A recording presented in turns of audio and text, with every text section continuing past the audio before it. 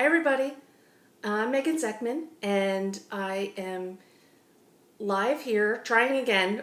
People couldn't hear last time, so we're trying our scope again. Hopefully everybody can hear us.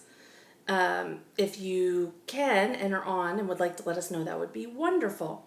But anyway, I'm Megan Zeckman and I blog over at educationpossible.com with my partner Susan Williams, and we blog about middle school and high school, homeschooling middle school and high school. And today we're talking about encouraging your interest in your teens, and specifically art and coins. So my daughter is going to join us, my 13-year-old, one of my middle schoolers, and she's going to talk a little bit about her interests with art and coins. So I'm going to switch the camera. Hello. I'm going to have Abigail join me. Hello. So again, I'm Megan Zeckman, and I am with Education Possible, and we talk a lot about homeschooling middle school and high school. Actually, that's all we're about. We just talk about homeschooling in all our ways. And so today, Abigail is with me, and I'm trying to get it so we're going to take a little bit more of the pain there. I don't want so much on top of my head. But anyway. So today we're talking about interests, teens and their interests, and how to encourage that. So Abigail, a couple of years ago, Abigail and I went to a coin show, and she ended up falling in love with collecting coins. I did. And so what did you collect? Everything. Put this down. There we go. Everything. Well, what were the main things that you collected? Ancient coins and American coins. Ancient and American coins. And error coins. And then recently you've moved into error coins. She's moved into collecting error coins. And I moved out of world coins. I'm done with those. Right, so she doesn't really collect world coins as much. So she's kind of graduated as she's gone through. Yeah. She's done different things with the coins, collected different ones throughout the years that she's been collecting coins. Yeah. And so throughout the time that we've gone to these coin shows, we've always seen these guys, these hobo nickels, the hobo nickel guys. Yeah. And so Abigail fell in love with that because it's an art form. So it's basically turning a coin into a piece of art. Right. It's perfect for me. She loves art. And so loving art and loving coins, it was kind of a great partnership for her. And so we hooked up with one of the... Mr. Archie, one of the gentlemen that works with a bunch of the people in the Hobo Nickel Society. He's awesome. And he's been teaching her all kinds of things about the coins. So why did you fall in love with, aside from the art aspect, so what are hobo nickels? Well, back in 1930s, so like the Great Depression, the hobos, when they would do odd jobs for people, if they'd like help them with their gardens or stuff, if they didn't give them a room for the night, they'd give them a buffalo nickel. And the hobos would then go back to wherever they were staying, and they'd use a hammer and a nail and carve out a design. I'm sure it took a lot of time with the hammer and nail. Yeah. But and then they'd use that, and they could either they would give it to people in exchange for food and shelter, or sometimes if they'd give them to conductors, they'd let them ride inside the train instead of hopping onto the train. Oh, okay. Yeah. So it was a form of currency because it was worth more than a nickel. Yes. Because it was an art form. So everybody kind of created their own unique design that kind of they got to be known for, the type of things that they got to be known for. A lot of the ones from back then that people have now, you can tell who they are. We have given them names, and you can tell who they are because they all had different styles. Like one always did their ears in the shape of peanuts. He's called Peanut Ear. Peanut Ear. Yeah. But the coins now are extremely valuable. Yes. If you can find some from way back then, from the original artists. And even some of the ones people carve today, like some of the people who do it for a living, sell them for thousands of dollars. Right. So because they spend thousands of hours on it. So whereas it was an art form back in the Depression era, it was used as currency. Yeah. Whereas now it's really an art form. Just an art form. Right. Yeah. So you have a bunch of people that instead of using paints and what are they called? Canvases. They use the coins and they carve on nickels or bigger, but a lot of they're known for the nickels. Most of them are nickels, yeah. Yeah, most of them are nickels. So again, if you're just joining us, I'm Megan Zeckman. I'm with Education Possible. This is my daughter Abigail, and we're talking about teens and how to encourage their interests as they, as they grow up. They have varied interests, and when you're homeschooling them, you can add that into your curriculum. And then how do you work that in, and how do you encourage them as they do this? And so one of the ways that we have done this, we're talking about hobo nickel carving, is we found someone who is excellent with carving and a great teacher and very patient. And so he's been working one-on-one with Abigail quite a bit, and then helping us buy the tools, because the tools are very expensive. Very expensive, yes. So Abigail's actually saving her money to move up. Buy a $3,000 hand tool. So you can start much smaller than that, and that's how we're starting. And so there's different levels of tools. Like 3 different levels of tools, yeah. Right, and so we're kind of graduating her up as we can as she gets better and better. Yeah. And so the guys now, the women and men that do it now, it's a Love Token Society? No, it's or the original Hobo Nickel Society. The Love Token Society was people who started finding hobo nickels. Oh, the Love Token Society found the hobo nickels from, back again in the 1930s. Now we have the original Hobo Nickel Society, which is where all the carvers join, and that's kind of where that's kind of the group we're all a part of. Okay, so the original Hobo Nickel Society is the current society. And again, people are making a living, artists. Yeah. This is their medium now. They're carving these coins. I just met one a few weeks ago. And what's funny, so when I talk to people about this, what Abigail does, they've never seen anyone carve on coins. They're like, I've real never even heard of coins? it, too. Yeah, and they're real coins. So, Yeah. I mean, you could use it as a nickel. They're nickels. Yeah. But they then change the face of it for... And make money. And make money, which is what she's trying to do. And so she uses a tool. She uses different tools, but she uses a tool to actually carve out the design. What's on the front of it to start? A face. It's an Indian head. Oh, the Indian head. A lot of times we'll carve away the feathers and the braid, though, if we're doing just a hat. Okay, because the bowler type hat is the most popular. Is the first one. A lot of people do the bowler hats, and so if this will focus, there we go. So this is one of the ones that Abigail has done, and you can see that she's changed the face. It was an Indian head, and so she's done the hat. I did the hat, the hair, the ear, the collar, and the collar. Because again, that's all I did. It was an Indian head. And you can see the other side, it's a buffalo nickel. Yeah.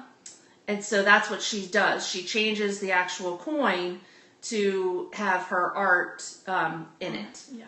On it. It's within it. And then she smooths it out because she's carving into the metal, and so it's really sharp. So if you do it wrong, it doesn't smooth itself out, so you have to smooth it out yourself. Right. If you don't do it the proper way.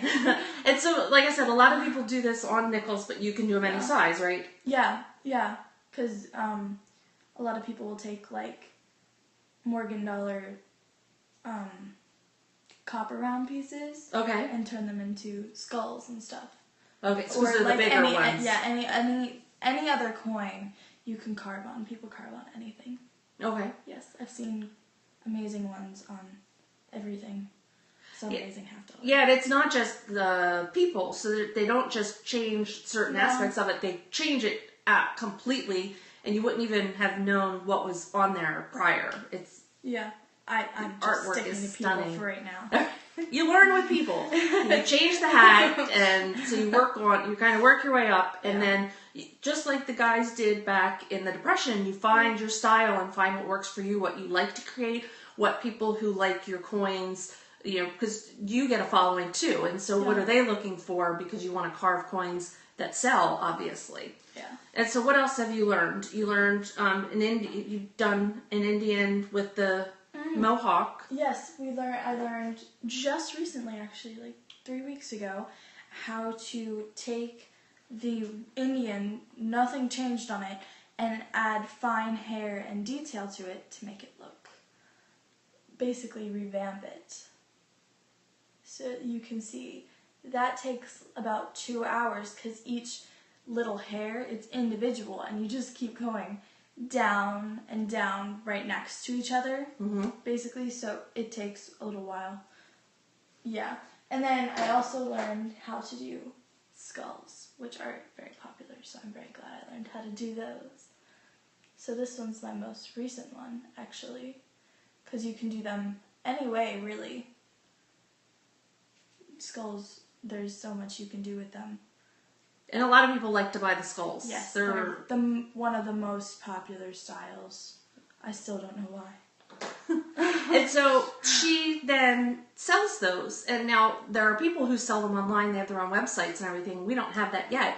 But she sells them. She sets up coin shows that we would normally go to anyway for other reasons. So I just go and carve, and I'm able to sell my stuff and make money. And so she started at $10. Yes, I started at $10, and then the skull I just showed you is $25.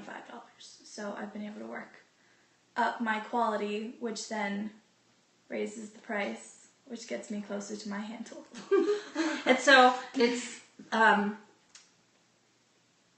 nickel that then she can sell for $25. Yes. And Lots of people find it hard to believe when I first tell them. But a lot of people are selling them for much more. Yes, there's some that go for thousands and thousands of dollars. Because it's like a unique, excuse me, piece of art that you would put on your wall, but you can't put a little nickel. No. Excuse me, up on your wall. Yeah. So, what do you think you'll end up doing with this? What do you mean? Well, it's a hobby. Do you think you'll continue with it? And definitely. Will you keep... Definitely, yeah. I think I'll just definitely keep continuing with it and learning. Because every time I go to a show, I learn something new. Whenever I'm carving with other people, they always teach me something new. So I'll definitely continue to learn and make money. But yeah, I think I'll definitely continue with it because it's a lot of fun. It's a unique way, with her being an artist, it's a unique medium that not a lot of people use. So it makes her unique.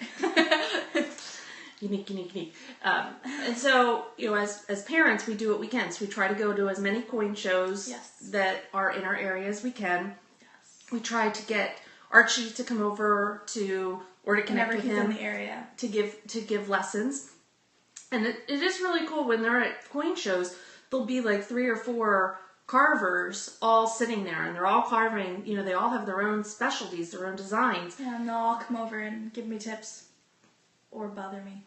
But they all work together. They're all sharing tips. They're all sharing ideas. Yeah. Oh, I think this would be nice with that, or add this. And we're always asking each other's opinion too. Like, should I add this or should I do this instead? Right. Should be this hat, or should I do the braid? And it's a really good supportive network, and so we try to keep her in that. And then she's a part of the Hobo Nickel Society, so she supports the society as well. Yeah. And then we just try to keep the supplies that we can for her, and then work our way up. Next summer, I'll be going to Colorado. Right. For a whole week for the ANA Summer Seminar, where I will be learning new techniques for carving. Right. That's all about coins. It's out in Colorado City every summer. It's 2 weeks.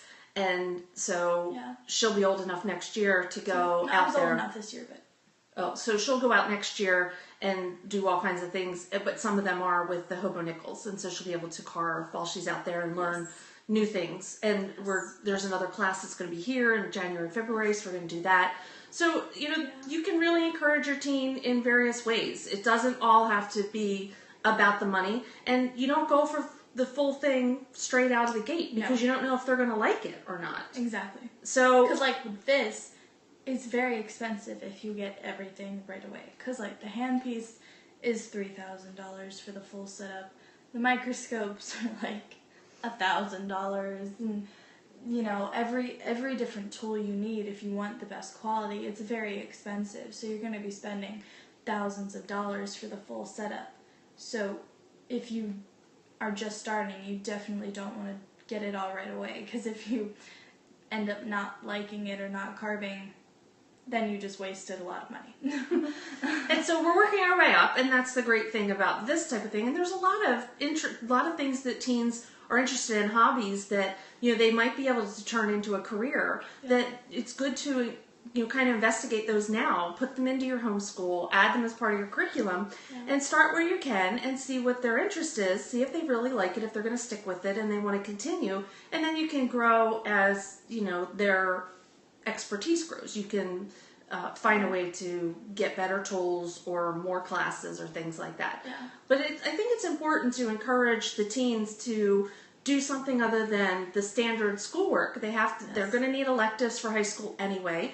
But we all need hobbies. We all need things that we enjoy, and then it gives you an idea of things that they might be able to do in their future that maybe you didn't think they could possibly do as a career, because we didn't. We had always known about grading coins and collecting, being a buyer or seller, but we really didn't know about this. But none of those ever seemed like an interest to me because I don't like to sit in one place for a long time. Unless she's carving. Unless I'm carving. So, anyway, that's it for today. I am Megan Zeckman. I'm here with Abigail, my daughter, and I'm from educationpossible.com, and we were talking about teens and their interests and encouraging that. And so tomorrow we will be here, and we'll be talking about book club for teens, and we'll be talking about QBQ, the question behind the question. So hopefully you'll join us tomorrow at 1:30, and we'll see you then. Take care.